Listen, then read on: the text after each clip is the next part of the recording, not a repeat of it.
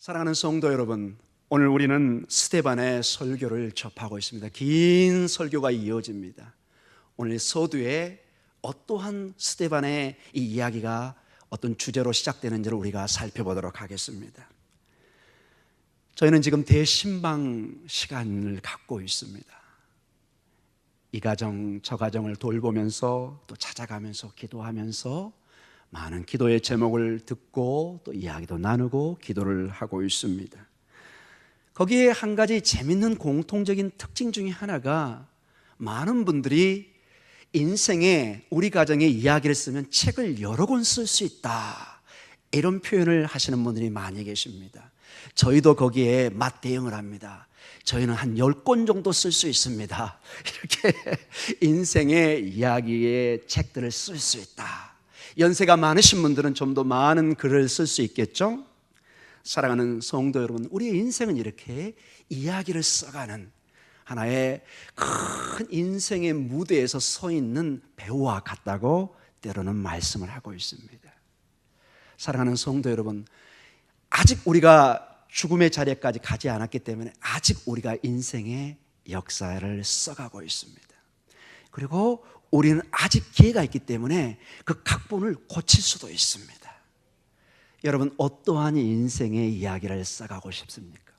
어떠한 인생의 결말을 여러분 결론으로 맺고 싶습니까?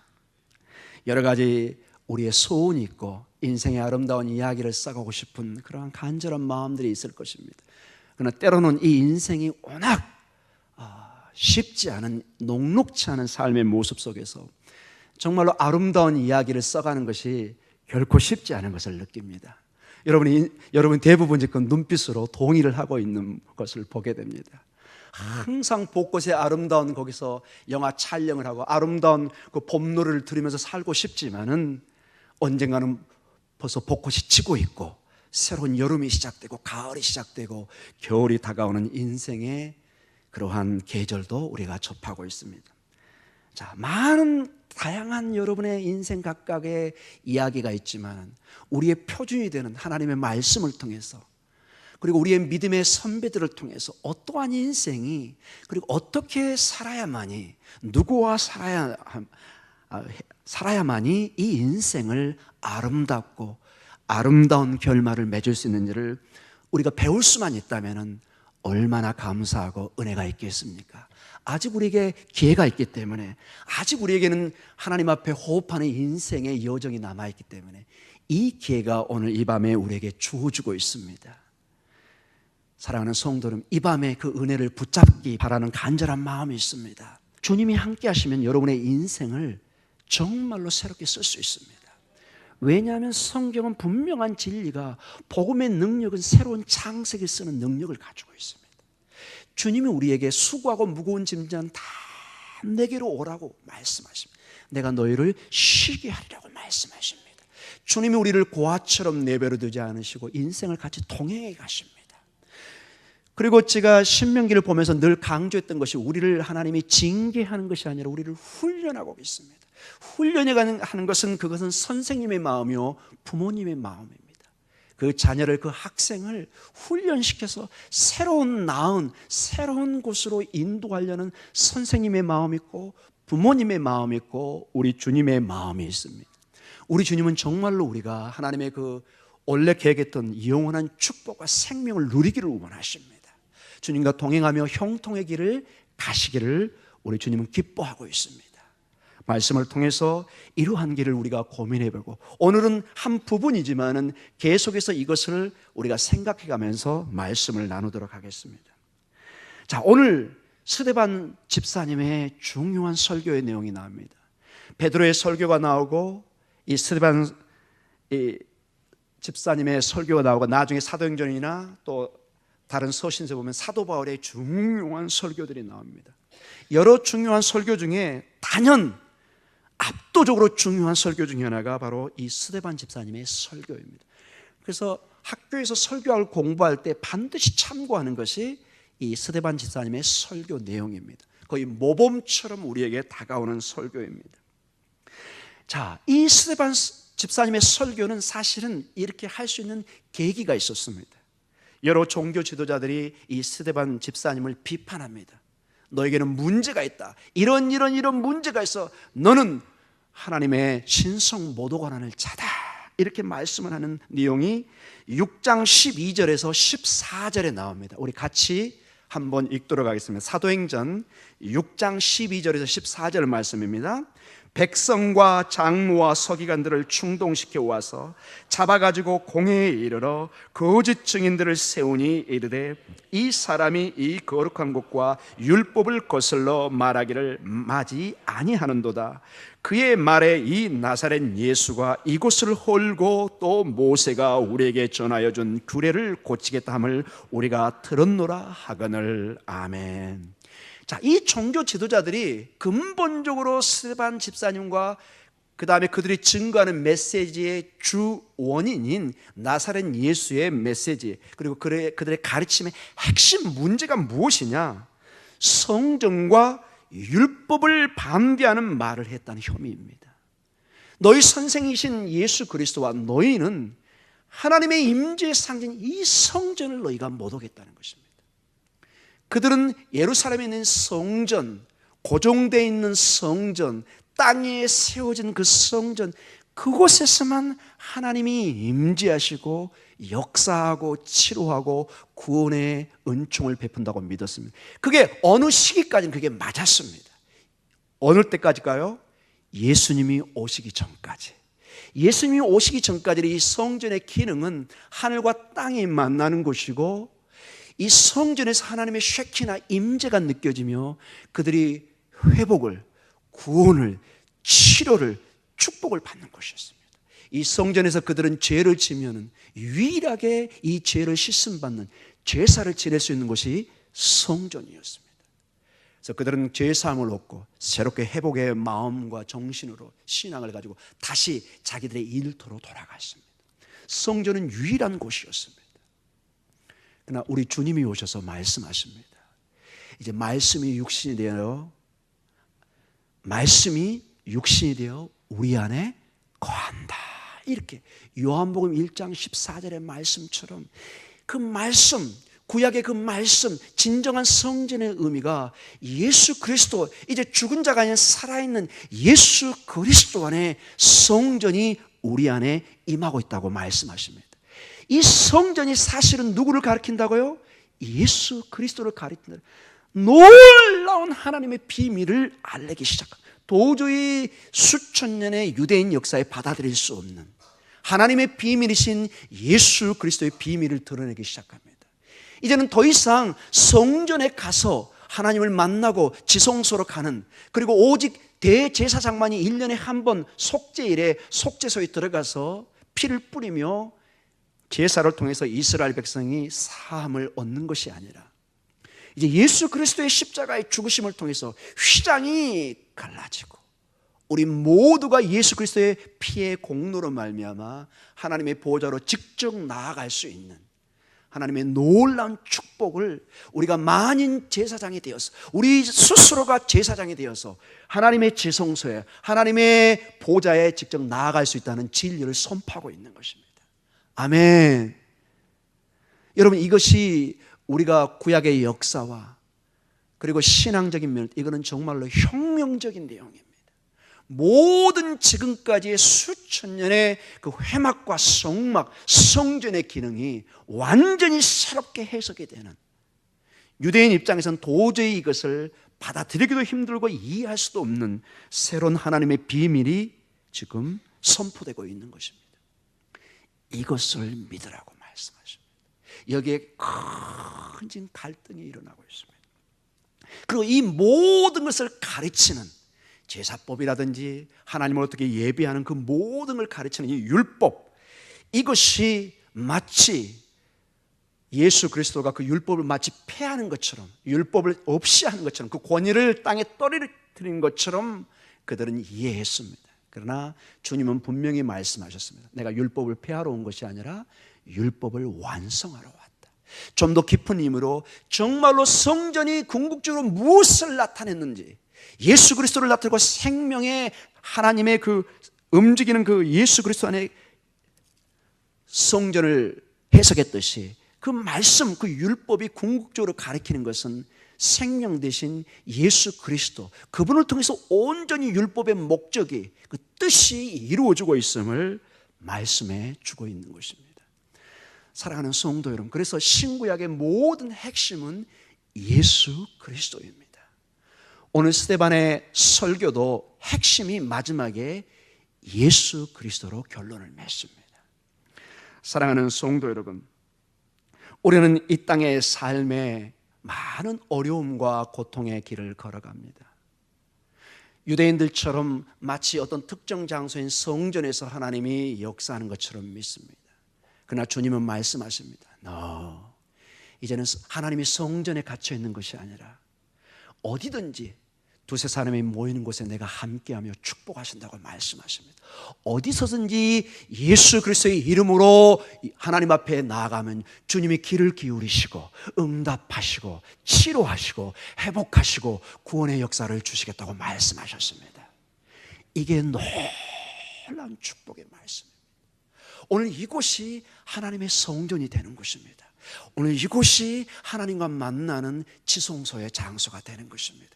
이곳이 바로 우리의 기도가 계시록 5장과 8장에 보면 마치 향처럼 하나님의 보호자로 우리의 기도가 올라가는 장소가 되는 것입니다. 이제 더 이상 장소는 무의미해집니다. 중요한 건 뭐냐? 예수 그리스도입니다. 예수 그리스도가 우리 안에 있는가 없는가, 우리의 인생의 이야기 속에 예수 그리스도가 있는가 없는가, 그것이 중요합니다. 무엇이 중요한디? 그것이 중요한 것입니다. 예수 그리스도, 그분이 있는 것과 없는 것은 마치 천국과 지옥의 문제와 동일한 문제라는 것입니다. 자, 이러한 구원의 이야기를 써가는 가운데 이제 스데반 집사님이 이러한 종교 지도자들의 이 비난, 이 고발, 이 논쟁, 성경과 율법을 너희가 어기고 있다, 이러한 그들의 비난에 직접적으로 대꾸를 하지 않습니다. 아닙니다, 그것이 아닙니다, 이런 식으로 설명하지 않고 이제 이야기를 펼쳐갑니다. 참 좋은 방법 같아요.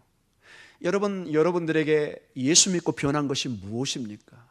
무엇이 당신에게 이렇게 예수를 믿게 했고, 무엇이 지금 당신에게 기쁨이 있고 소망이 있습니까? 예수 믿는 것이 고작 그거입니까? 이렇게 물어온다면은, 때로는 우리를 비난해 온다면은, 여러분 싸우면은 우리만 지는 것이죠. 여러분 삶 속에 삶의 간증의 이야기가 나오기를 축원합니다. 나는 특별히 말할 것은 없습니다. 그러나 내 수십 년의 내 인생과 내 부모님과 때로는 내 인생 속에서 나는 하나님을 부인할 수 없는 그런 간증을 가지고 있습니다. 나는 예수 그리스도 없이는 살 수 없는 삶의 체험을 가지고 있습니다. 이 말을 해줄 수 있다면 이거는 어마어마한 삶의 무게와 권위로 나아가는 것입니다.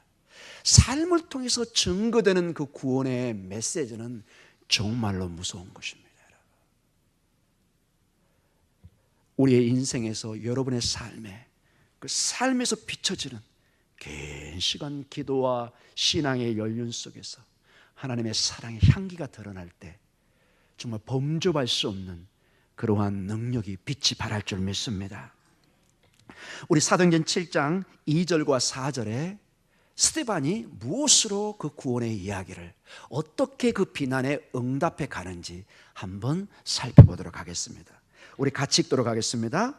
스데반이 이르되 여러분 부형들이여 들으소서. 우리 조상 아브라함이 화란에 있기 전 메소포다미아에 있을 때 영광의 하나님이 그에게 보여 이르시되 내 고향과 친척을 떠나 내가 내게 보일 땅으로 가라 하시니 아브라함이 갈대아 사람의 땅을 떠나 화란에 거하다가 그의 아버지가 죽음에 하나님이 그를 거기서 너희 지금 사는 이 땅으로 옮기셨느니라.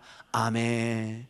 자, 스데반의 이 구원의 이야기, 그 비난에 대한 응답으로 아브라함의 사건을, 그 조상의 믿음의 조상인 아브라함의 이야기를 가지고 옵니다. 오늘 설교의 핵심은 한마디로 이스라엘의 조상 아브라함인 이전과 다르게 살라고 부르심을 받았다는 것입니다. 뭘 받았다고요? 부르심을 받았다. 콜링을 받았습니다. 소명을 받았다는 것입니다.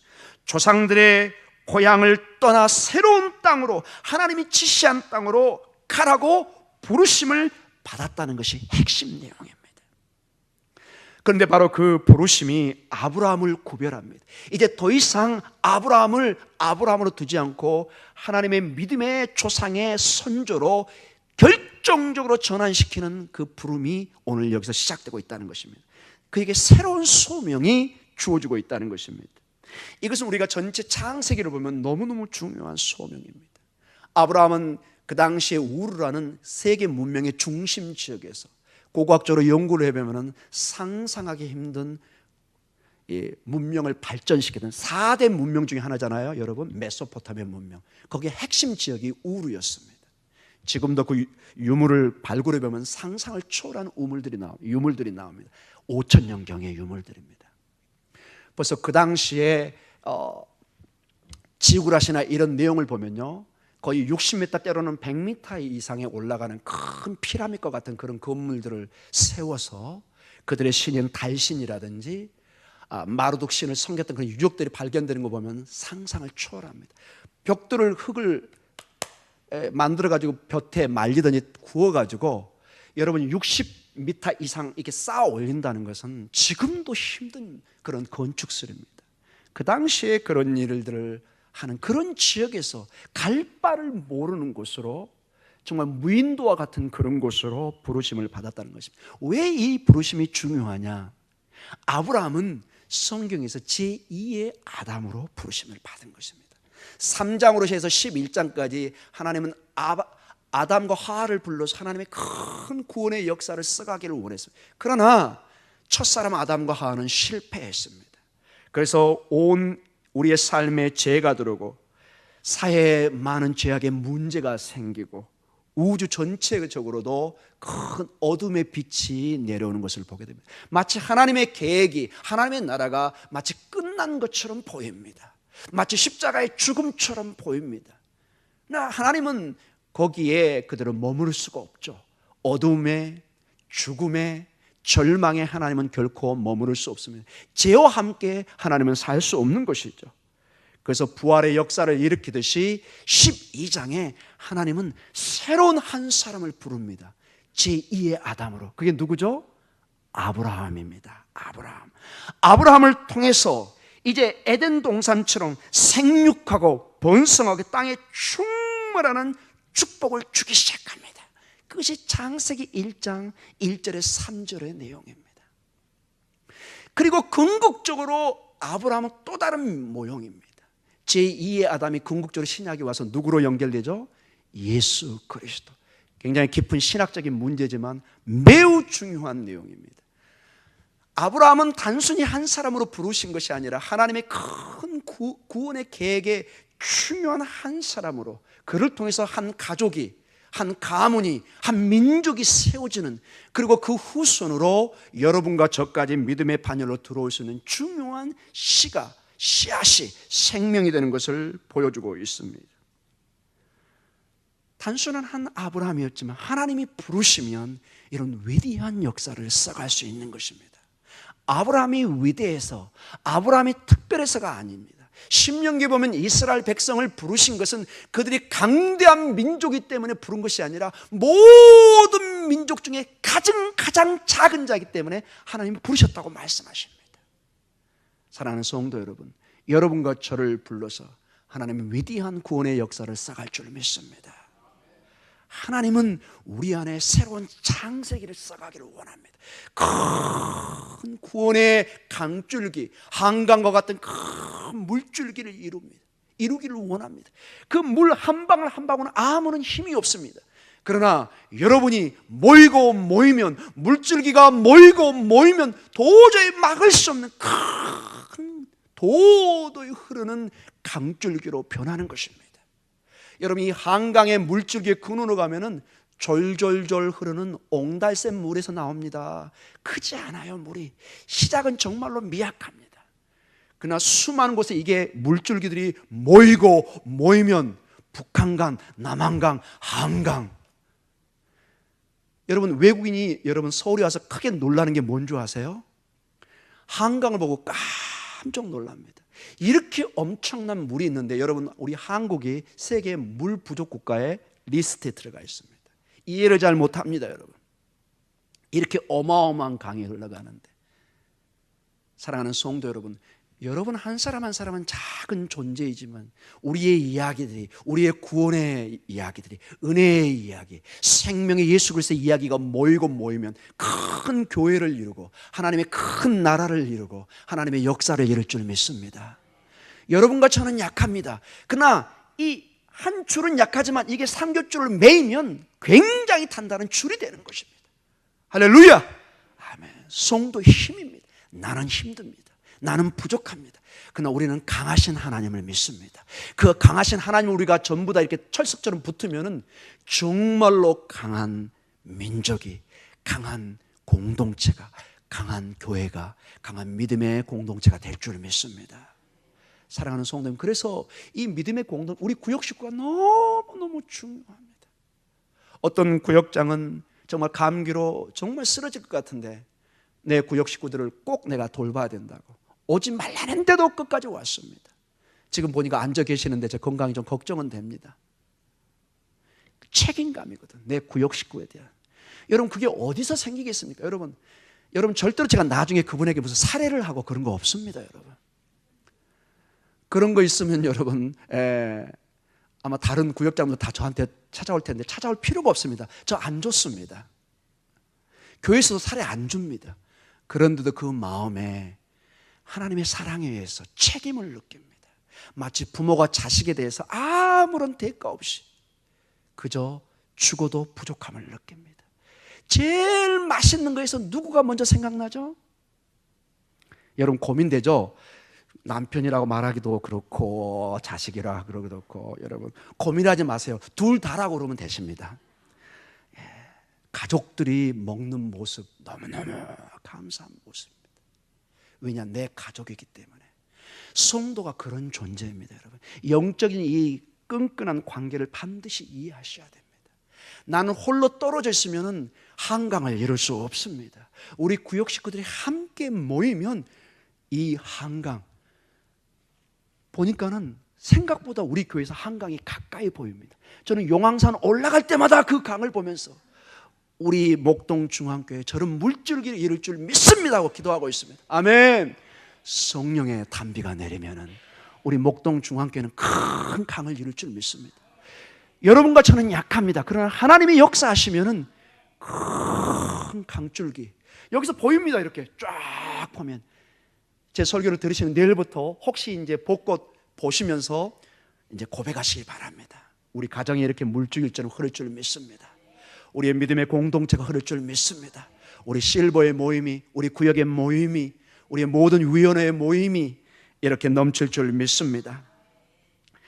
자, 사랑하는 성도 여러분, 이러한 오늘 이 스데반 집사님의 설교의 이 근거는 창세기 15장에 근거하고 있습니다. 그냥 어느 날 본인이 생각해서 나온 것이 아니라 이미 하나님께서 약속의 말씀을 주셨습니다. 우리가 이걸 보면서 오늘 기도로 들어가도록 하겠습니다. 창세기 15장 1절과 6절, 결코 아브라함이 이 하나님의 부르심에 응답할 때는 녹록한 상태가 아니었다는 것을 전제 조건 우리가 이 말씀을 보겠습니다. 1절에서 6절입니다. 15장 1절 6절 같이 읽습니다.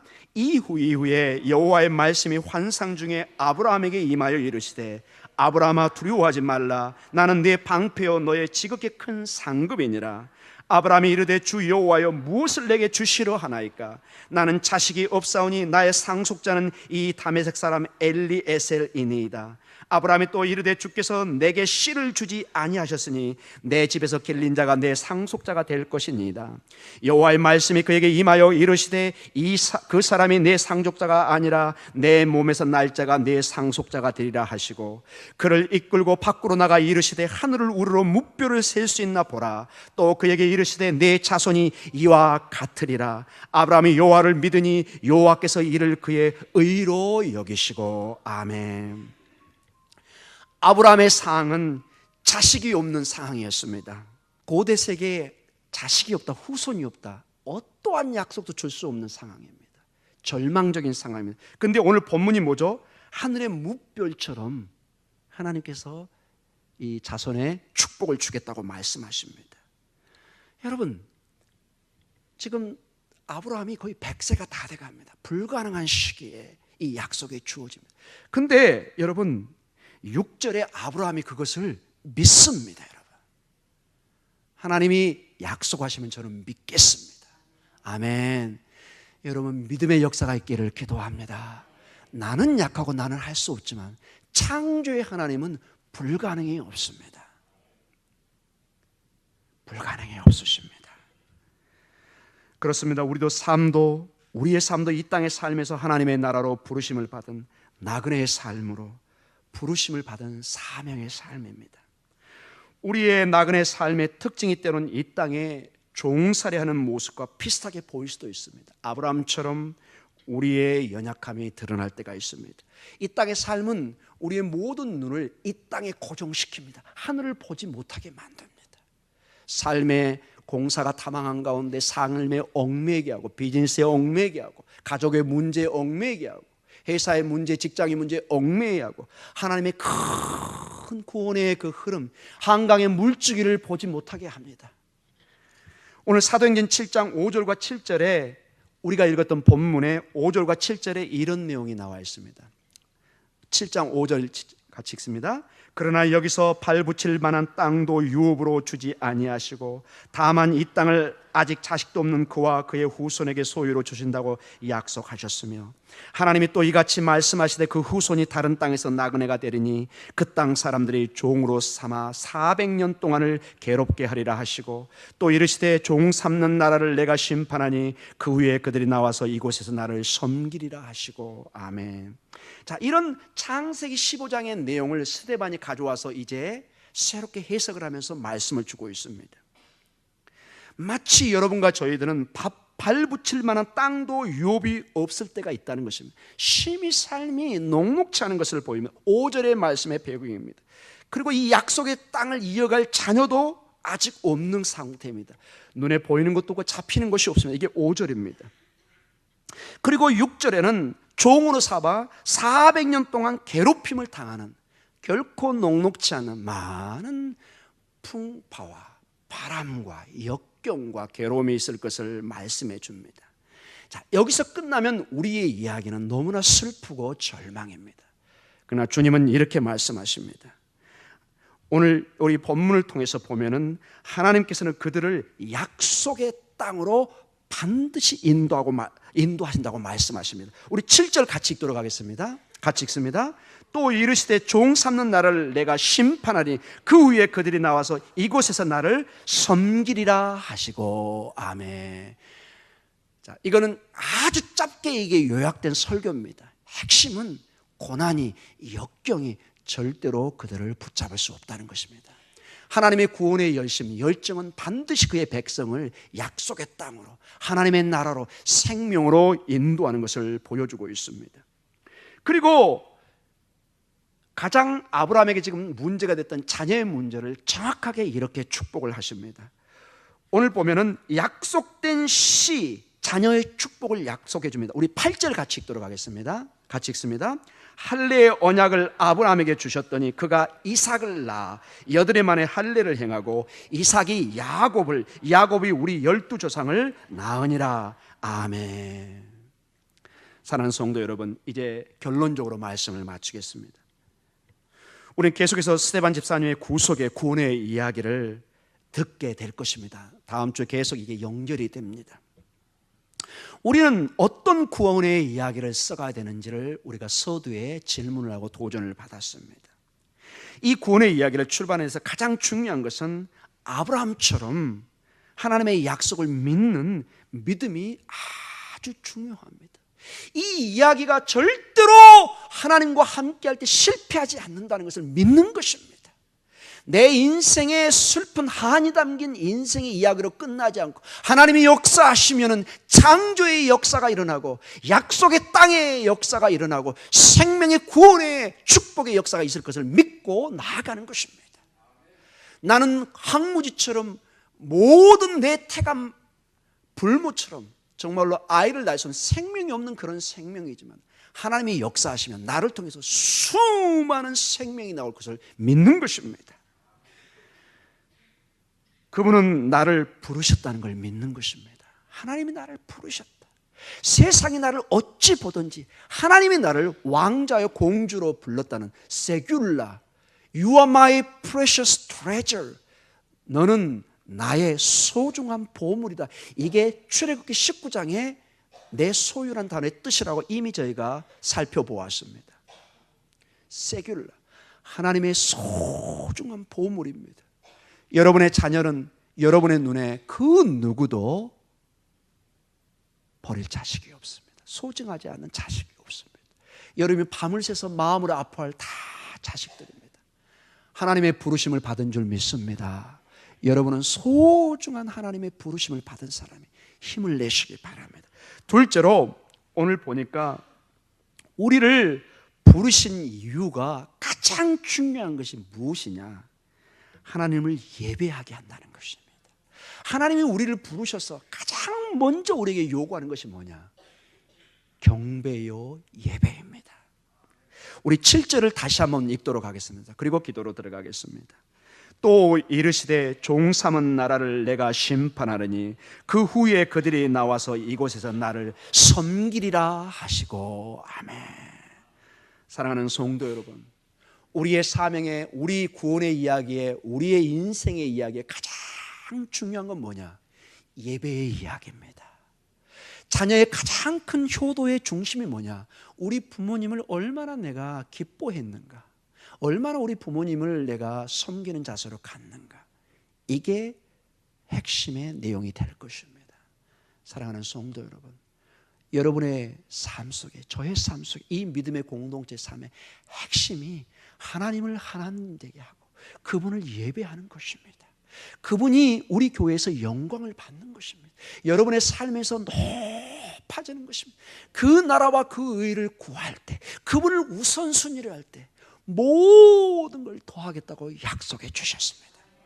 사랑하는 성도 여러분, 여러분 오늘 저녁에 어떤 기도의 제목을 가지고 나오셨습니까?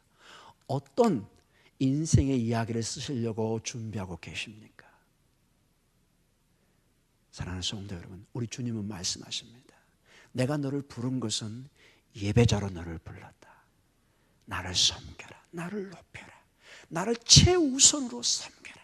그리하면 내가 너희를 축복하겠다, 너를 높이겠다, 너를 살리겠다, 너를 영원한 젖과 꿀이 흐르는 땅으로 너를 인도하겠다.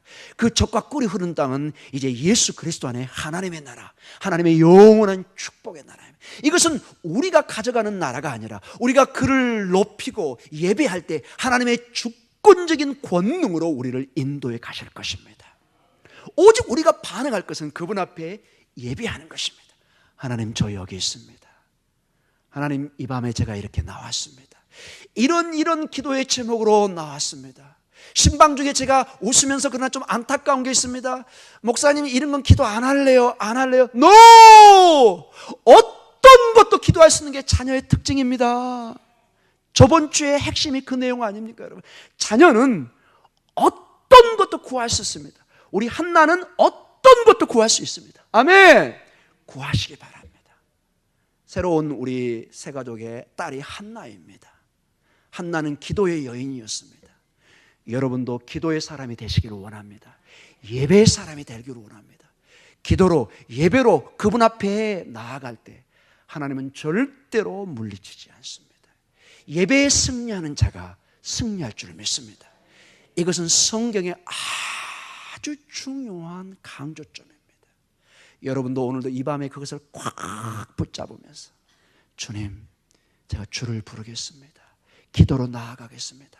집에 있든지 교회에 오든지 길거리를 가든지 내 주님 부르며 내 주님 기도하며 내 주님과 동행하며 내 인생의 이야기를 승리의 이야기로, 축복의 이야기로, 젖과 꿀이 흐르는 나라의 이야기로 반드시 만들어 가겠습니다. 주님 도와주시옵소서. 이러한 기도로 나아가는 이 밤이 되시기를 축원합니다. 우리 다 같이 기도하는 시간을 갖도록 하겠습니다.